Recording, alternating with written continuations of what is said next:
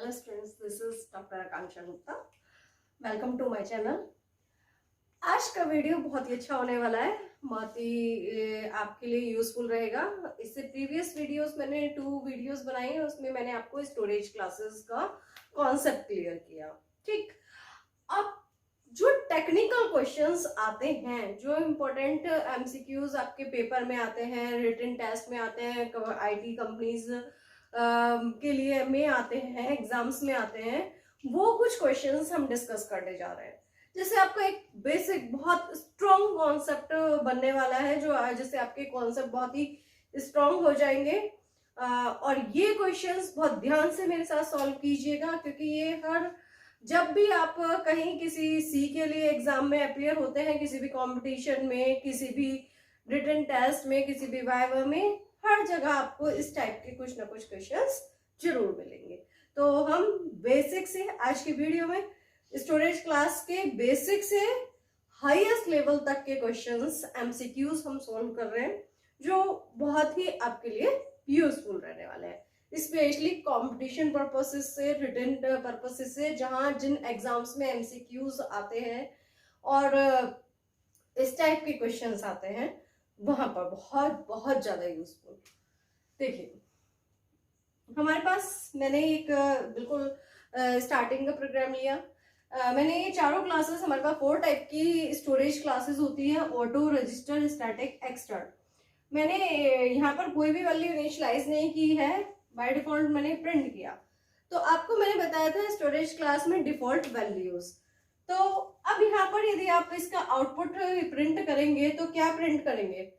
Previous videos में मैंने आपको बताया था कि जो भी हमारी ऑटो क्लास होती है, जो भी हमारी ऑटोमेटिक क्लास होती है और रजिस्टर क्लास होती है, उसमें डिफॉल्ट वैल्यू क्या होती है? गार्बेज, है ना।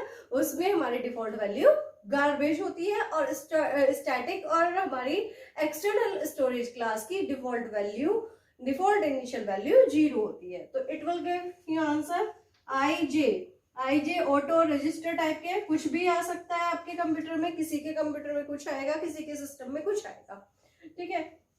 लेकिन इसकी वैल्यू फिक्स होगी और इसकी वैल्यू फिक्स होगी, 0 0। लास्ट में जो के स्टैटिक टाइप का है और एक्सटर्न टाइप का है, इसकी वैल्यू 0 0 होती है, ठीक है। तो डिफॉल्ट वैल्यू कभी भी आपसे प्रिंट करने के लिए कहे तो आपका एक कॉन्सेप्ट बिल्कुल क्लियर होना चाहिए कि स्टैटिक और एक्सटर्नल स्टोरेज क्लास की डिफॉल्ट इनिशियल वैल्यू 0 होती है।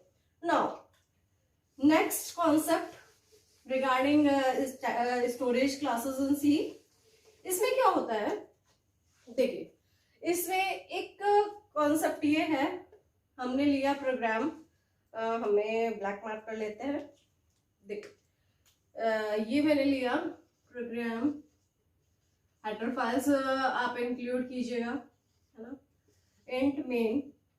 अब इसमें मैंने प्रोग्राम लिया, तो इसमें मैंने यहाँ पर int I is equal to 5, ठीक है।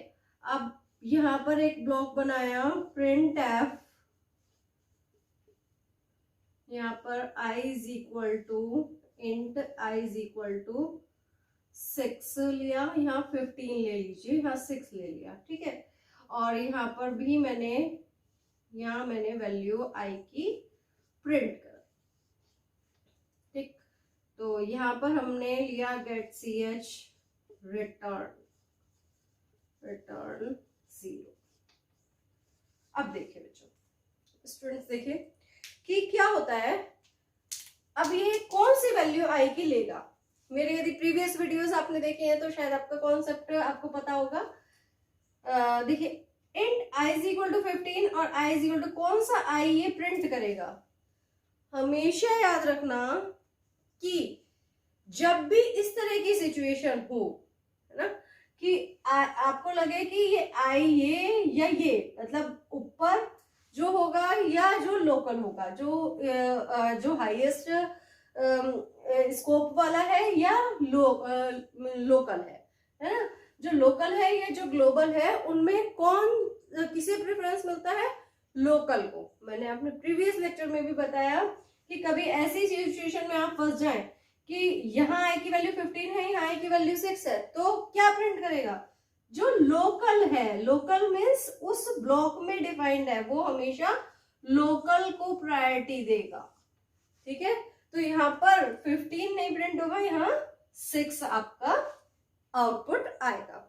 तो ये सेकंड कॉन्सेप्ट। फर्स्ट कॉन्सेप्ट में मैंने बताया आपको कि स्टैटिक और एक्सटर्नल स्टोरेज की डिफॉल्ट इनिशियल वैल्यू क्या होगी? 0 होगी। सेकंड कॉन्सेप्ट आपका टेक्निकल डेवलप होना चाहिए कि यदि से आपके लोकल वेरिएबल और ग्लोबल वेरिएबल है तो हमेशा लोकल वेरिएबल को प्रेफरेंस मिलेगा।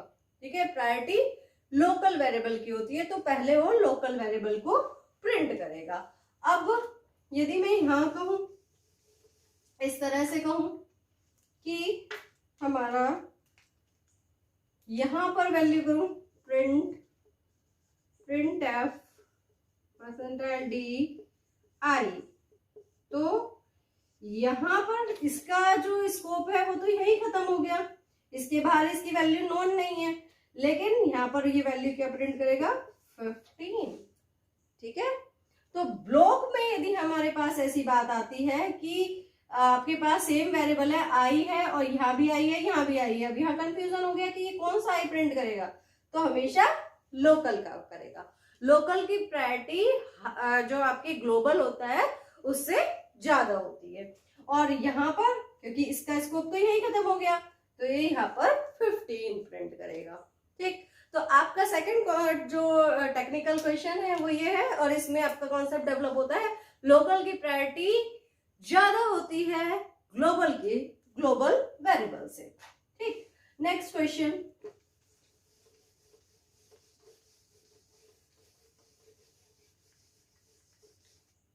नेक्स्ट क्वेश्चन पर आते हैं।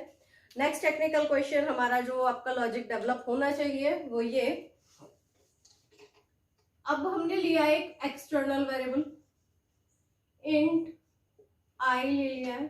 ठीक है, एक फंक्शन ले लीजिए void फंक्शन 1 ले लिया सपोज आपने। ठीक, अब यहां पर मैंने आई की वैल्यू प्लस प्लस की प्रिंट कराया, प्रिंट एफ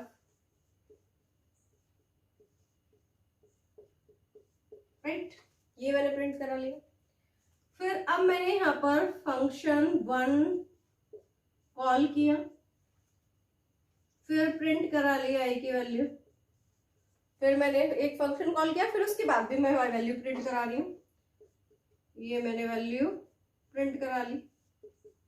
फिर दोबारा से मैंने सेकेंड टाइम फंक्शन कॉल किया, और फिर यहाँ पर मैं इसे क्लोज कर रही हूँ, रिटर्न वॉइड मेन एक सेकेंड मेन तो हमने लिया नहीं, यहाँ पर हमारा वॉइड fun1 ये हमारा प्रोटोटाइप डिक्लेयर हुआ, और यहाँ पर इंट मेन राइट, ये इस तरह से I plus plus get C H, अब हमारा रिटर्न 0 राइट, ये हमारा हुआ प्रोग्राम। अब हम function one void function 1,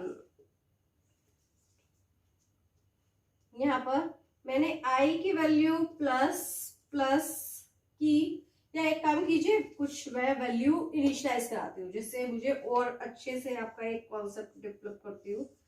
I is equal to 100, फिर हमने इसकी वैल्यू यहाँ प्रिंट कराई,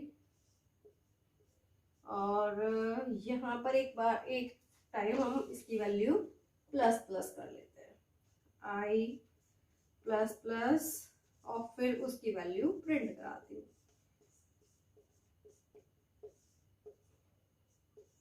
अभी आपको समझ में आएगा कि मैं प्लस प्लस क्यों कर रही थी, है ना।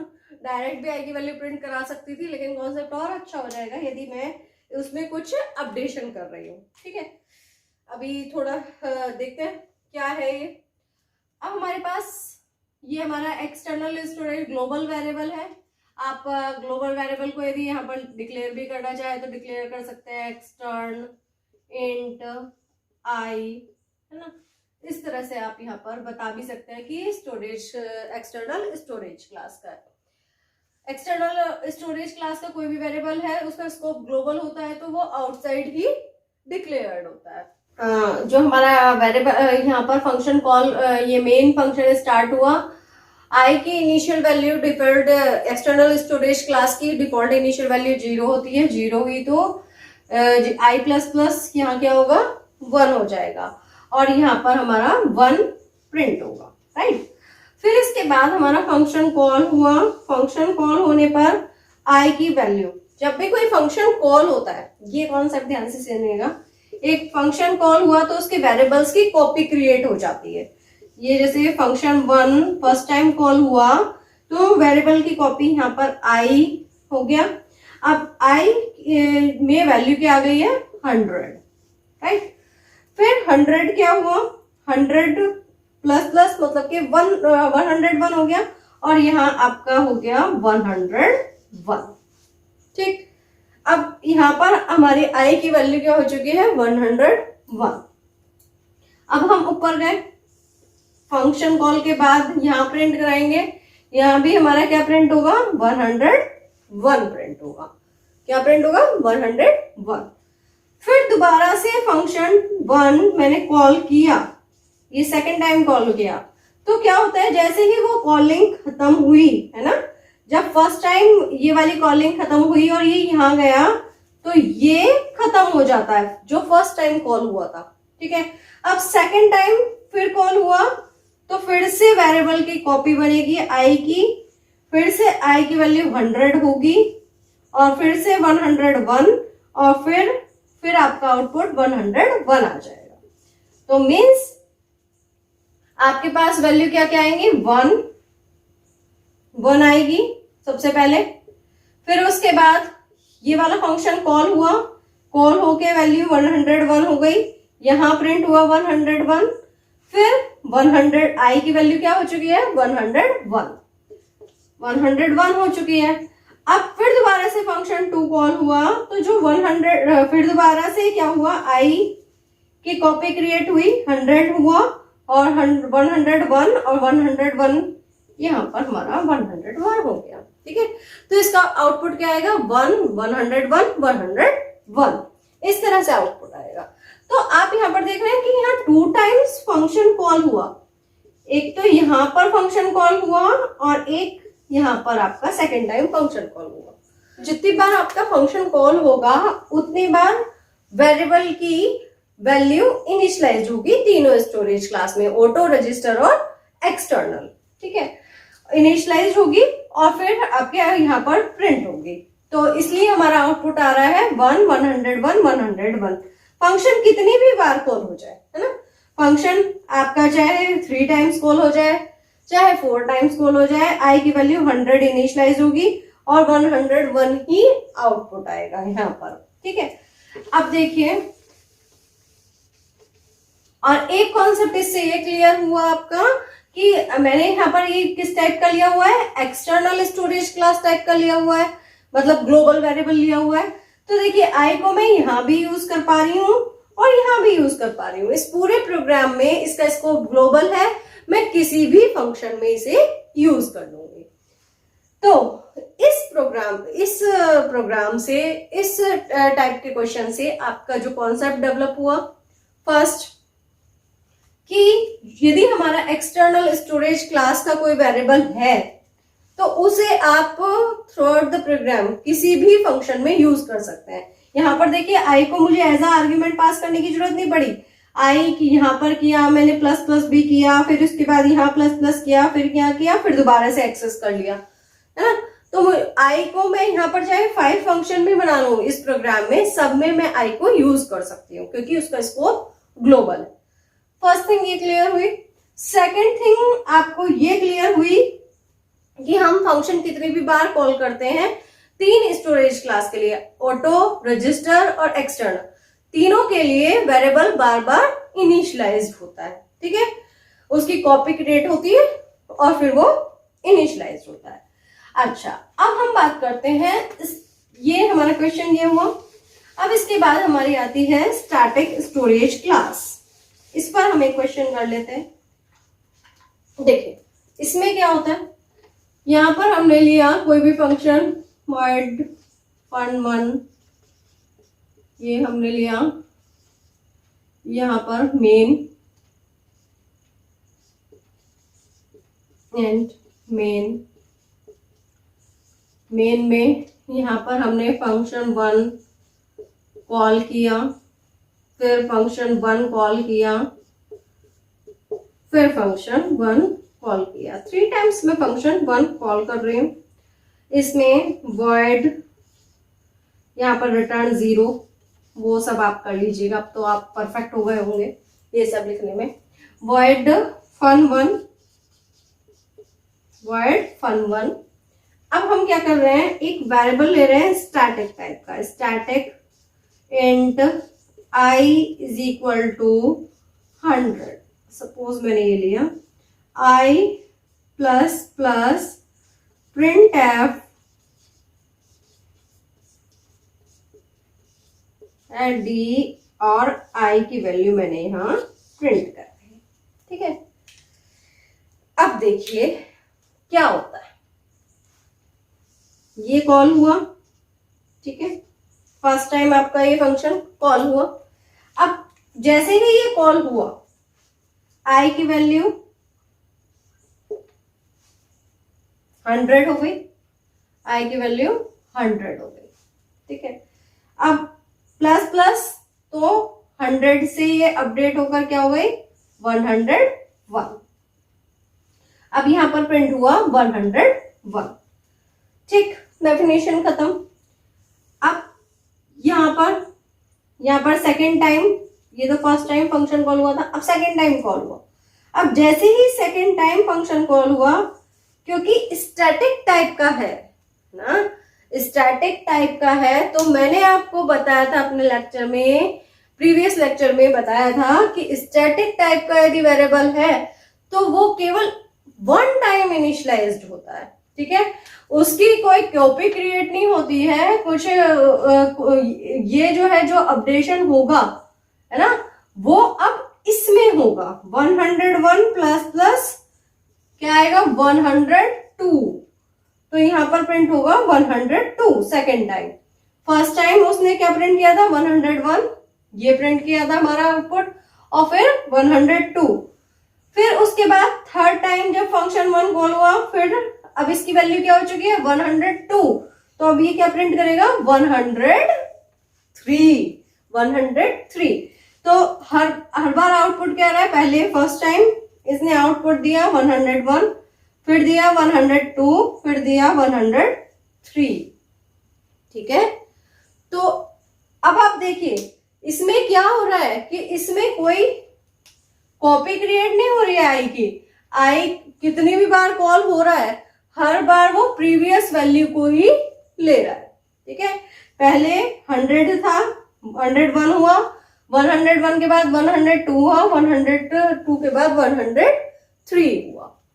देखिए अब इसे कैसे, इसमें क्या होता है स्टैटिक वेरिएबल में कि जैसे ही मैंने आई की वैल्यू 100 थी, ठीक है 100 थी, स्टैटिक टाइप का था, बस एक ही बार इनिशियलाइज होगा, दोबारा नहीं होगा। आई प्लस प्लस हुआ, ये यहीं पर 101 हो गया, 101 प्रिंट हो गया।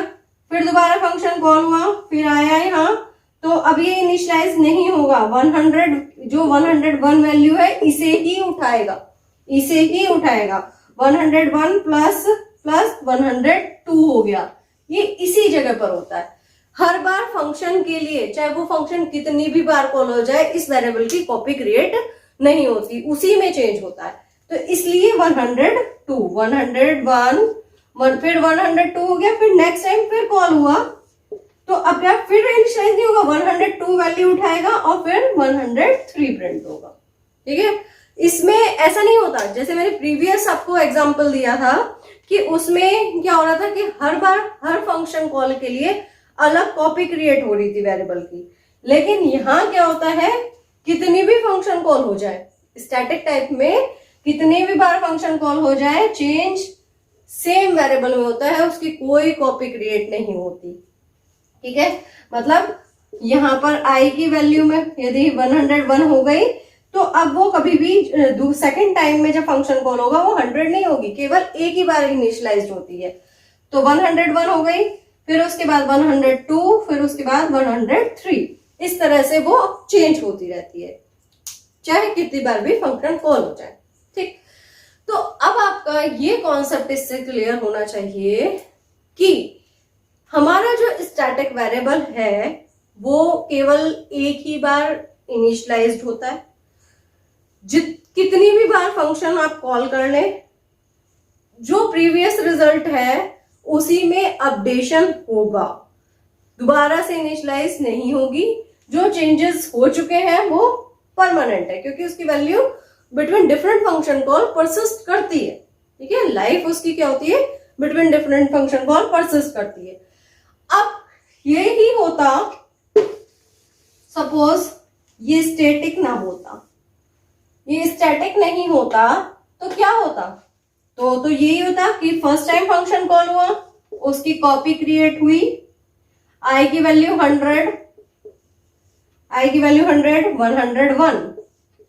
ठीक है, फंक्शन 1 की ये फर्स्ट कॉलिंग के लिए हुआ, जैसे ही फर्स्ट कॉलिंग खत्म हुई ये खत्म हो गया।